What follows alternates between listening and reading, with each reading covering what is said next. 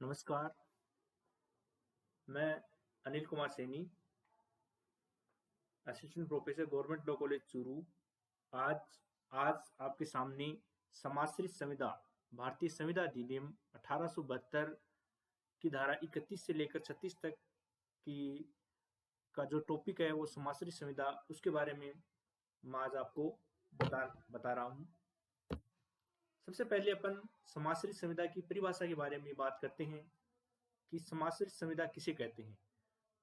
तो जब भी अपन इसकी परिभाषा देते हैं तो परिभाषा में सबसे पहले अपन उस अधिनियम के बारे में बताते हैं कि कौन से अधिनियम में वो कौन सी धारा के अंतर्गत वो जो परिभाषा है वो है। तो सबसे पहले अपन परिभाषा जब इसकी देंगे तो वो होगी भारतीय संविदा अधिनियम 1872 की धारा 31 के अनुसार समाश्रित संविदा वह संविदा है जो ऐसी संविदा से संपार्श्विक किसी घटना, जो संविदा से संपार्श्विक किसी घटना के घटित होने या न होने पर किसी बात के करने या न करने के लिए है। यानी कोई ऐसी समाश्रित संविदा का मतलब है कि कोई ऐसी संपार्श्विक घटना, किसी संविदा के साथ में कोई ऐसी संपार्श्विक घटना जो घटित होगी या घटित नहीं होगी, या कोई बात करने या नहीं करने पर निर्भर करती है। जैसे इसका उदाहरण है कि ए बै से संविदा करता है कि यदि बै का घर जल जाए तो वह बै को 10,000 रुपये देगा। ये समाश्रित संविदा का उदाहरण है। जैसे कि कोई व्यक्ति ए व्यक्ति है, जैसे वह बी से ये संविदा करता है कि यदि उसका घर जल जाता है तो वह उसे 10,000 रुपये देगा। तो ए द्वारा बै को 10,000 रुपये तभी दिए जाएंगे जब उसका घर जल जाता है। तो ये यानी भावी किसी घटना के घटित होने पर कोई कार्य करना या नहीं करना, तो ये जो संविदा होगी वो समाश्रित संविदा होती है। इसके जो आवश्यक तत्व हैं वो इस प्रकार हैं कि कुछ करने या न करने का वचन। पहला जो इसका आवश्यक तत्व है वो ये कहता है कि कोई कार्य किया जाए और या कोई कार्य नहीं किया जाए, उसका कोई न कोई वचन दिया जाता है।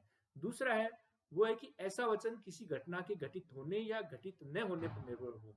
यानी कि जो भी वचन दिया जाता है वो किसी घटना के घटित होने पर या नहीं होने पर ही निर्भर होता है।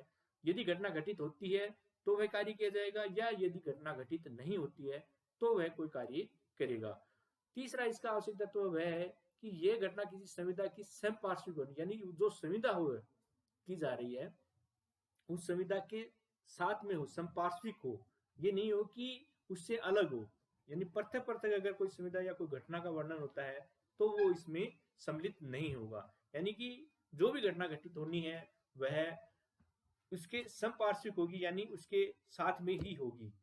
धारा 32 इसमें यह बताती है कि यदि संविदा अनिश्चित भावी घटना के घटित होने पर निर्भर, यानी जिसकी कोई निश्चिंतता नहीं है, किसी भावी घटना के घटित होने की कोई निश्चिंतता नहीं है और उसके घटित होने पर यदि कोई बात निर्भर होती है। जैसे मैंने बताया आपको कि ए बै से संविदा करता है कि यदि उसका घर जल जाए तो वह उसे 10,000 रुपये देगा। तो ये किसी भावी घटना के घटित होने पर निर्भर होता है और उस पर ही उसे पैसे देने की जो संविदा की जाती है। तो ये क्या होगा, अनिश्चित भावी घटना के घटित होने पर।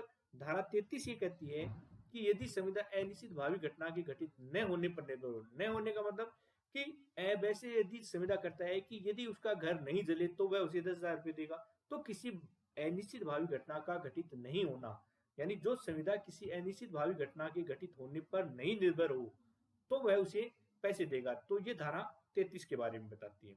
धारा 34 यहाँ पर यह बताती है कि यदि समाश्रित संविदा किसी जीवित व्यक्ति के भावी आचरण पर निर्भर होती है कि भविष्य में वो व्यक्ति क्या आचरण करेगा।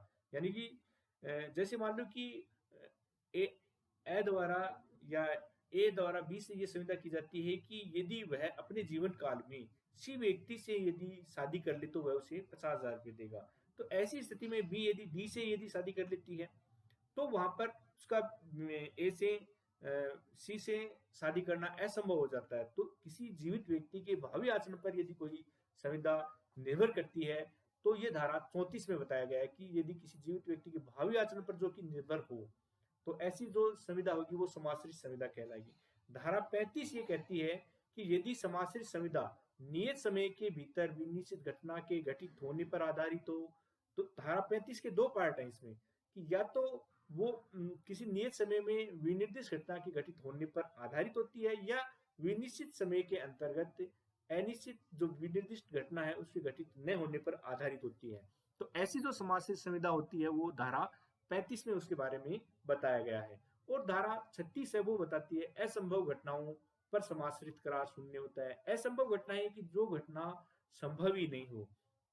जैसे अपन जैसे ये बताते हैं कि यदि कोई दो समानांतर रेखाओं को यदि आपस में मिला देगा तो उसे 5,000 रुपये दिए जाएंगे। तो दो समानांतर रेखाएं कभी आपस में मिल ही नहीं सकती। या जैसे इसका उदाहरण ये भी है कि जैसे ए व्यक्ति है वो बी से ये संविदा करता है कि यदि वह 5 मिनट में 10 किलोमीटर चला जाए, पैदल अगर वो चला जाए या दौड़कर चला जाए, तो उसे मैं 10,000 रुपये दूंगा। तो ये जो घटना होगी वो क्या है, असंभव घटना होगी। तो ऐसे जो करार होंगे वो भी शून्य माने जाएंगे। धन्यवाद।